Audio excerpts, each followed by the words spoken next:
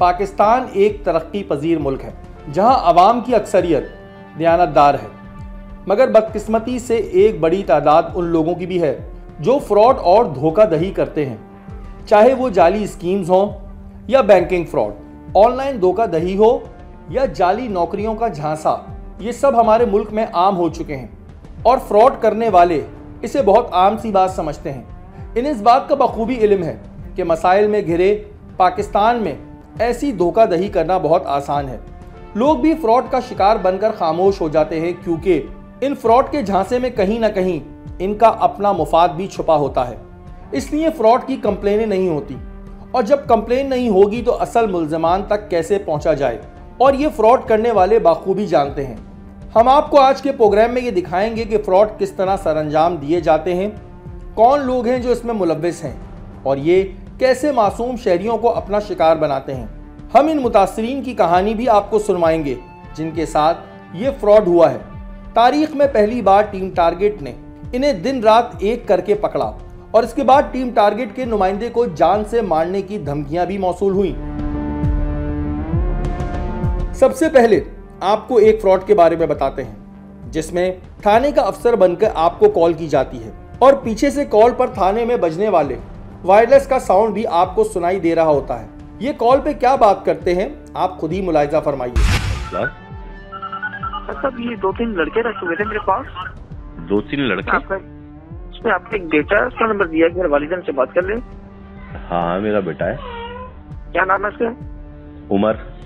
हाँ बिल्कुल यार, ये उमर को लेके आओ, मैं आपकी बात करवाता हूँ। ये करता क्या है? ये स्टूडेंट है। अकेले होके बात करें जरा प्लीज। जी बोले। आप क्या करते हैं सर? मैं सर बिजनेसमैन हूँ। किस चीज का? मेरा इलेक्ट्रॉनिक्स का बिजनेस है।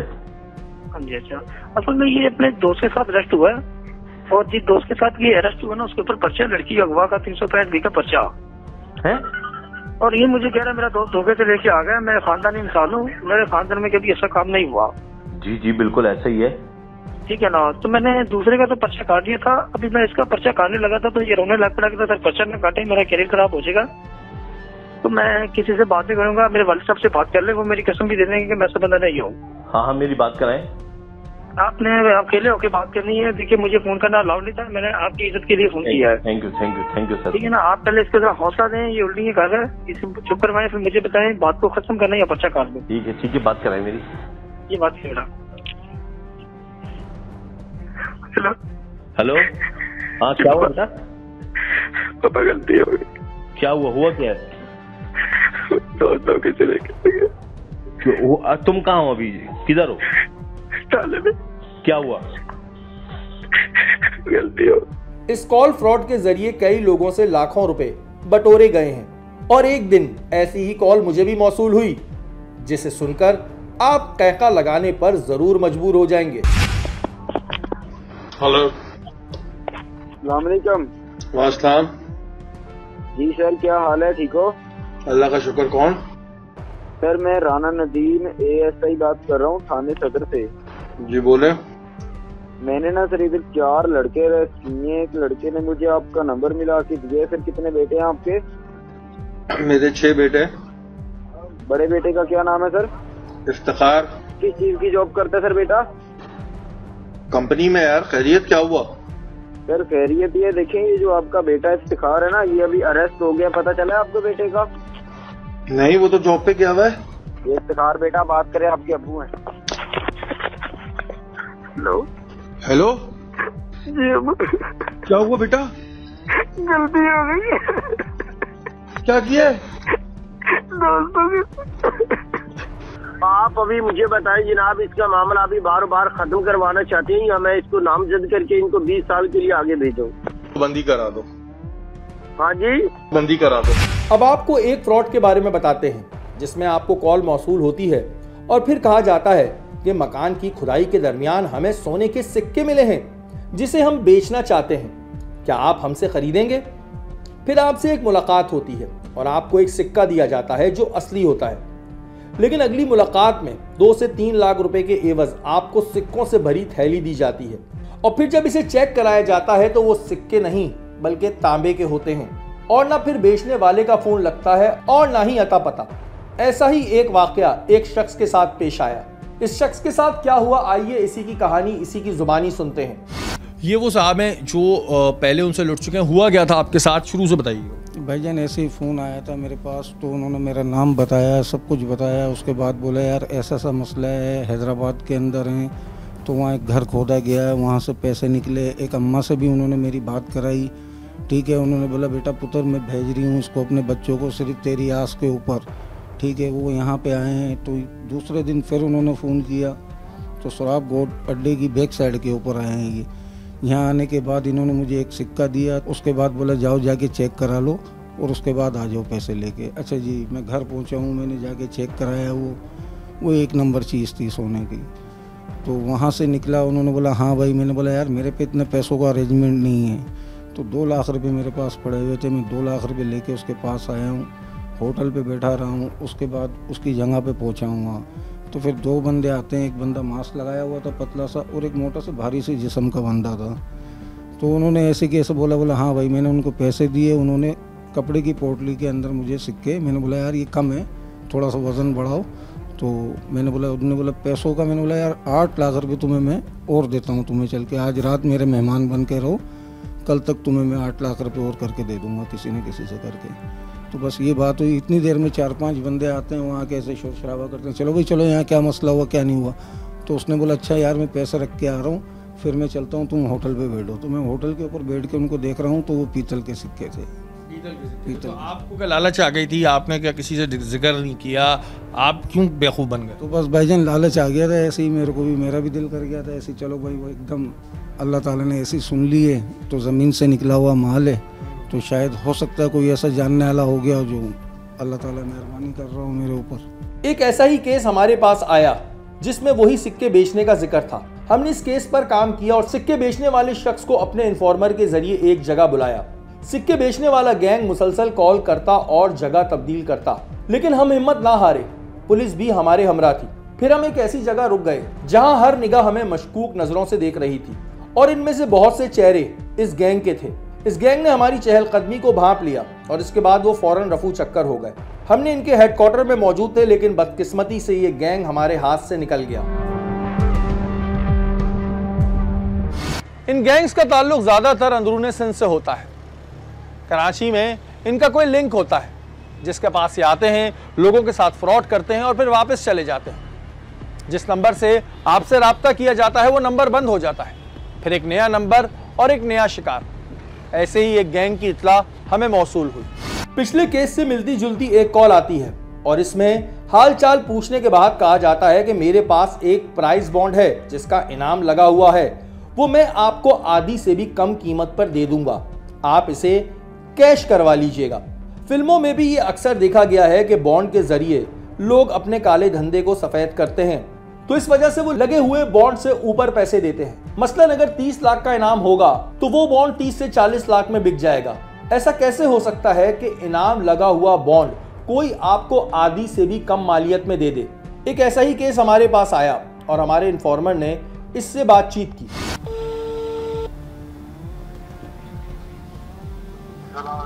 वालेकुम सलाम भाई, कैसे हैं आप? ठीक हैं? अल्लाह का शुक्र है, आप सुनाओ। बस अभी भी घर आए हूँ ड्यूटी से फारिग होके। हुक्म करें। जी जी जी, फिर सुबह क्या प्रोग्राम है? सुबह आप बताएं कि कहाँ पर आना है मुझे? कहाँ ये गुलशन नहीं है? हाँ गुलशन नदी है। हाँ ये नहीं है, सामने जो लिंक रोड है। लिंक रोड, ठीक है। जी जी, इधर आना है। मैं गुलशन नदी पे पहुँच के ना आपको कॉल कर दूंगा। मुझे वहाँ के इलाके का मालूम नहीं है ना। जी जी, बस वही आप गुलशन नदी पहुँच के फिर मेरे को कॉल करिए। अच्छा देखो, मैंने पैसे लिए अपने दोस्त से ना, मेरे पास तो पैसे थे नहीं, ठीक है। तो मैंने उसको भी बोला कि भाई तुम्हें भी पैसे मिलेंगे, ठीक है, इसमें से। देखो बाद में हमारी और आपकी ज़ुबान ख़राब ना हो, तो आप मुझे सिर्फ ये बता दो भाई कि अभी ये 1.5 करोड़ का जो बॉन्ड है, इसमें से अम्मा को कितने पैसे देने? अम्मा से मैंने 70 से छुड़ाया। अम्मा को आपको टोकन कितना दोगे? फिर उस हिसाब से पता है, कैश करा के बाद में देंगे।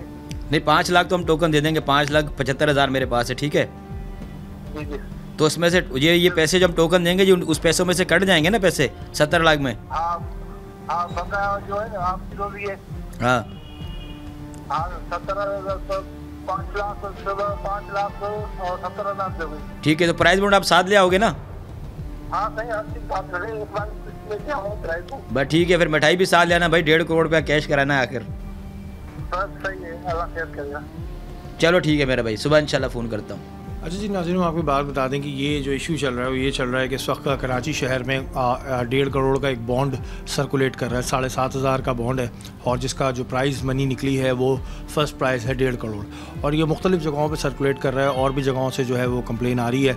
ऐसी एक कंप्लेन भाई के पास भी आई कि इनको कॉल आया कि जी एक खातून है, उनका ये इनाम निकला है, आप उनको 7 लाख 5 लाख दे दें और उसके बाद 70 लाख हम उनको देंगे और उसके बाद आधे आधे करेंगे पैसे।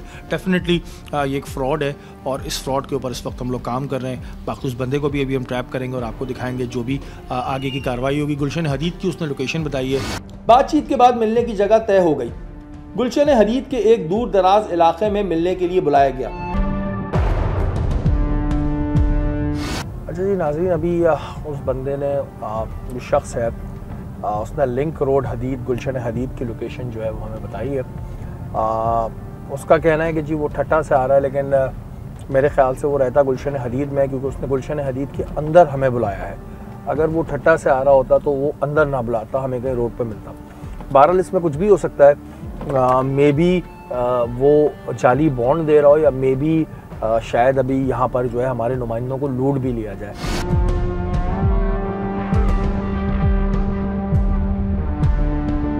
हमारे साथ पुलिस भी थी, लेकिन ये लोग पुलिस को देखकर होशियार हो गए, इसलिए हमने पुलिस को पीछे खड़ा किया ताकि इन्हें शक ना हो। हम अपनी गाड़ी में इंतजार कर रहे थे। 2 से 3 दफा मशकूक गाड़ियां हमारे पास से गुजरी और इन्हें शायद हमारे होने पर शक हो गया और इसके बाद इनका मोबाइल फोन बंद हो गया। हमें एक बार फिर नाकामी का सामना करना पड़ा और इस बात को भी कई साल हो गए, लेकिन एक बार फिर जाली बॉन्ड बेचने वालों की इंफॉर्मेशन हमारे हाथ लगी। बल्कि ये कहना गलत नहीं होगा कि हमें ही आकर लगी। इस दफा ये केस किसी मुतासरा शख्स या इन्फॉर्मर के जरिए हम तक नहीं पहुंचा, बल्कि इस दफा प्राइस बॉन्ड के लिए आने वाली कॉल हमारे नुमाइंदे को मौसूल हुई थी। आप भी ये कॉल सुनिए। हेलो, अस्सलाम वालेकुम। वालेकुम अनवर। जी जी। अबे बोल रहा हूँ, आवाज सही आ रही है? जी जी अभी आ रही है भाई। अच्छा, तो भाई उसको तो पहला इनाम लगा हुआ है, तुम एक काम करो, 8 लाख वो उसको दे देंगे, ले आओ उसको घर पे ले आओ। जी जी दे देते हैं उसको पैसे। आपके पास कैश हो जाएंगे? हाँ हो जाएंगे, कैश क्यों नहीं होंगे। तो उधर हम औरंगी आएंगे, इसका अब्बू का जानने वाला रहता है, मैंने इससे बात की है। हाँ हाँ, मुझे भी मजदूरी दोगे 1 लाख रुपए? भाई वो जब हम बेचेंगे आगे आगे कर लेंगे ना। हाँ, जब उसको कैश कराएंगे ना तो हम दोनों आगे आगे कर लेंगे। वो उधर इसके रहने वाला, इसके अब्बू का जाने वाला रहता है अली भाई। ये कहाँ रहता है? शहीदाबाद देखा है? शहीदाबाद। शहीदाबाद नहीं यार, औरंगी में है। मेरा तो कोरंगी में है, 5 नंबर पे घर। हाँ वो मैंने देखा, चमड़ा चौरंगी देखा, चमड़ा चौरंगी। हाँ चमड़ा चौरंगी देखा हुआ है। हाँ उधर कोई शहीदाबाद बताया, मैंने ऐसे बात की, अली से बात की थी मेरी। हाँ हाँ उधर इनको पैसे देंगे और आपको पता है मजदूरी लगी अभी देना यार। चलो वो तो किराया वगैरह तो दे दूंगा, लेकिन बात ये कि यार वहाँ पे मैंने तो देखा ही नहीं है शहीदाबाद में, कैसे पहुँचूंगा वहाँ तक।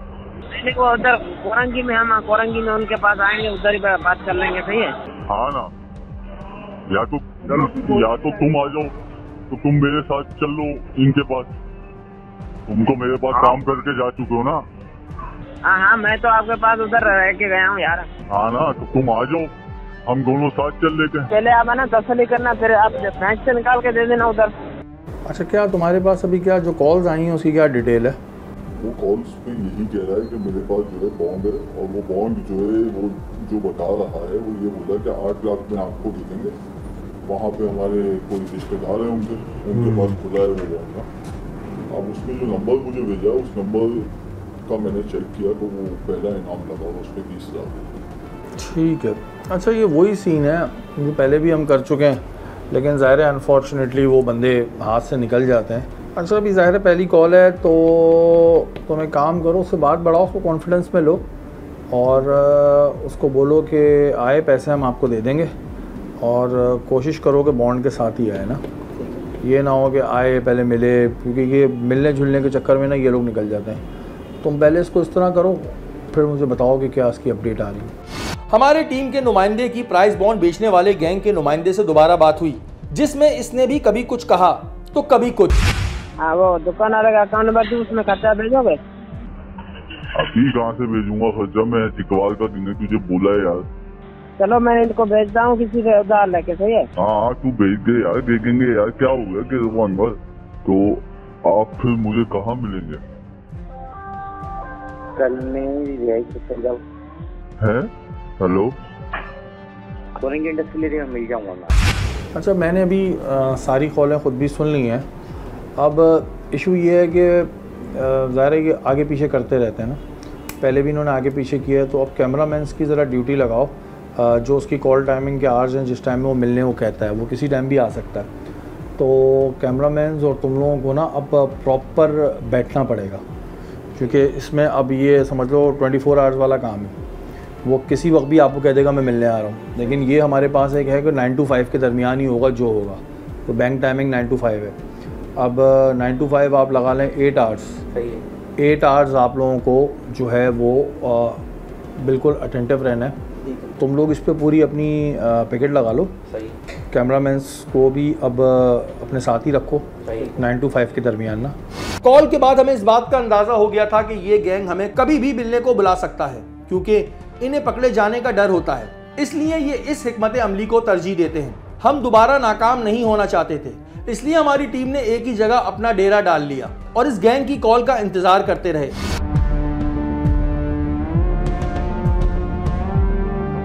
कोरंगी के इलाके में मिलने की जगह तय हुई। इस शख्स ने यहाँ पर आना था, हमें बॉन्ड चेक कराना था और उसके बदले में हमें इसे पैसे देने थे।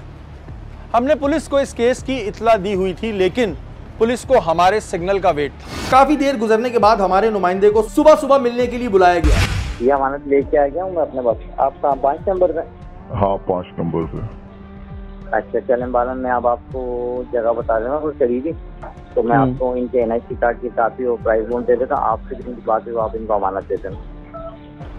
हाँ तो आप लेके आ जाओ ना, तो फिर जैसे उसने बोला है ना कि बैंक से जाके देखेंगे और ये कर देंगे, वो कर दूंगा मैं। हाँ वो बैंक से चेक कराओगे ना? हाँ चेक कराएंगे, वो मसला नहीं, आप बैंक से चेक करा ले तो मसला नहीं। हाँ ठीक है, अगर बैंक से ओके हुआ तो पेमेंट वगैरह का बंदोबस्त तो है ना आप लोग? हाँ हाँ मैं ठीक है, मैं बोला था ये 4 नंबर मोबाइल मार्केट है ना? जी।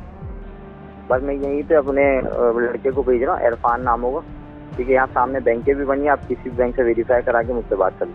जिस पर हमने बगैर इंतजार किए मुकर्रर करदा जगह के लिए निकल पड़े। हमारा नुमाइंदा और दूर खड़ी टीम इस गैंग की मुंतजिर थी कि थोड़ी देर बाद एक शख्स बाइक पर आया, जिसने हमारे नुमाइंदे से बातचीत शुरू की।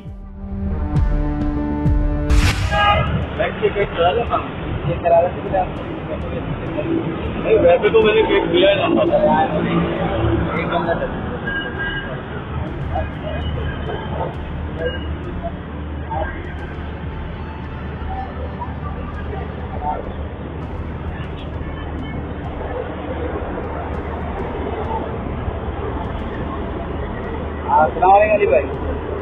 अली भाई बाइक को दिखा दिया, वो बैंक चेक करेगा। ये बात करें। हाँ अमाउंट का है यार,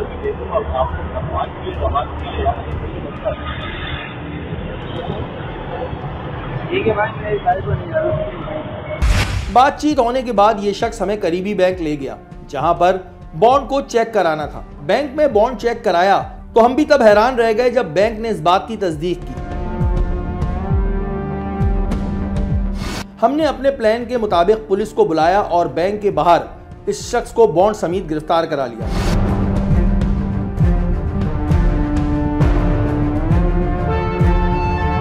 चलो बैग कहाँ है आपका? बैग उठा के लेके।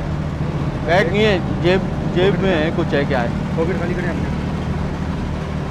दिखाएंगे।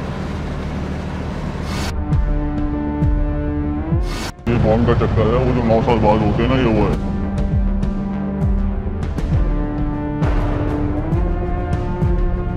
थाने लाने के बाद इस शख्स की बात इस गैंग के मेंबर यानी अली से करवाई गई, जिसकी कॉल रिकॉर्डिंग आप पहले भी इस प्रोग्राम में सुन चुके हैं।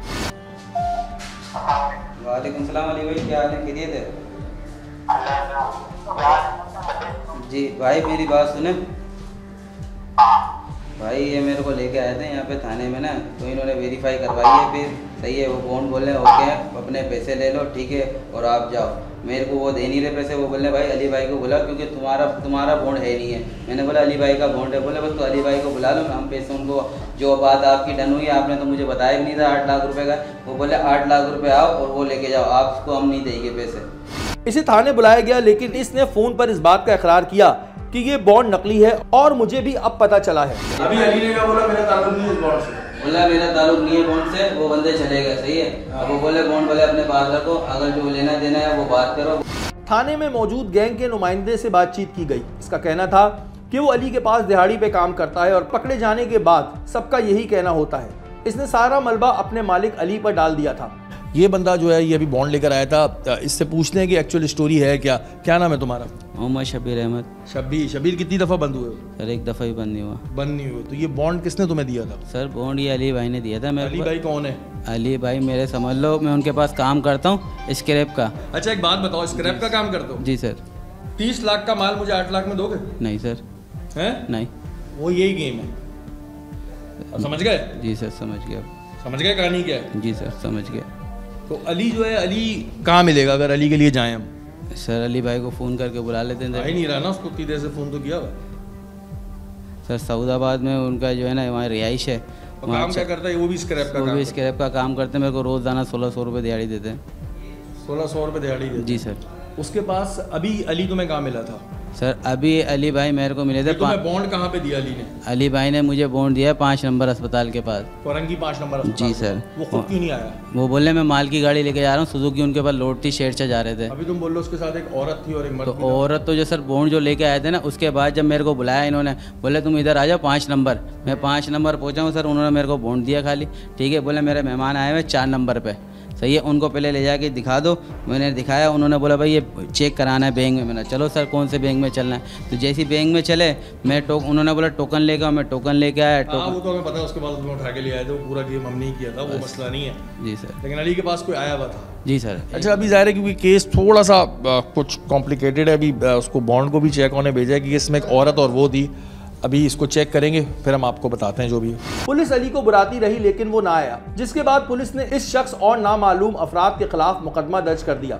हमें माजी में याद है कि माजी में भी हमारे साथ कुछ ऐसा ही हुआ था, लेकिन वो गैंग हमारे हाथ नहीं आया था। अभी जो चेक कराया था पहले बैंक से, तो बैंक ने कह दिया कि जी ये तो ओरिजिनल है, क्योंकि वो बैंक में चेक कराने गया था। लेकिन जब अभी प्रॉपर चेक किया तो पता चला ये टेम्पर्ड है, यानी कि बॉन्ड असली है लेकिन उसके नंबर टेम्पर्ड है। सत्तार साहब, लोग जो है एक तो लालच में और दूसरा बेवकूफ़ कितना बनते हैं, आप ये देखें। बिल्कुल सही है। इनको पता है कि जो इसे फ्रॉड करते हैं, तो इसमें जो इनका पेपर है, पेपर में उन्होंने इस पे टेम्परिंग किया है। टेम्परिंग करके बोलते हैं कि भाई ये जो है बॉन्ड है हमारा 30 लाख का, आपको 8 लाख में देखें। वो बंदा क्या करता है कि उसको चेक करवाता है, तो वो तो ओरिजिनल उस पर दिखाई देता है, लेकिन जब लेके जाते हैं बैंक में तो अंदर तो पता चलता है कि ये जो स्टेट बैंक में पकड़े जाते हैं। हाँ, उसमें ये जो 30 लाख का 8 लाख में दे रहे तो ये फ्रॉड है। उसमें जो आज हमारे को आप के नुमाइंदे ने फ़ोन किया कि ऐसे तरह से बंदा है जिसके पास जो है जाली ये बॉन्ड है और वो बंदों को और आवाम को लूटते हैं, तो हम फौरी तरह गए उधर, उनको पकड़ा और उनको पूछताछ किया। तो उन्होंने बोला कि ये बॉन्ड जो है अली ने दिया है। भाई अली को क्या करता है, अली जो है स्क्रैप का काम करता है, ये उनका मजदूर है, इसको दिहाड़ी पे वो काम करवाता है, जो भी स्क्रैप का लोडिंग होता है यही करवाता है। बाकी उन्होंने बोला है कि मेरे को अली ने दिया है। अली ने इनके फ़ोन पे रब्ता किया है कि ये जो बॉन्ड है मेरे को बदीन से किसी औरत और बंदे ने दिया है, और अली को जो है फिर कोशिश करेंगे कि कानून की गिरफ्त में लेकर आए। जी बिल्कुल यही कोशिश है। तो उनको हम किसी तरीके से बुलाएं या अरेस्ट करें, और अगर वो नहीं आया तो हम FIR पर्चा काट के और उसको नॉमिनेट करेंगे। ज़ाहिर है अली ने कहा बच के जाना है, लेकिन मैं आपको बता दूं, लेकर आओ जरा, ये दिखाओ किस तरह टेम्पर्ड है, ये दिखाएंगे, ये टेम्पर्ड है।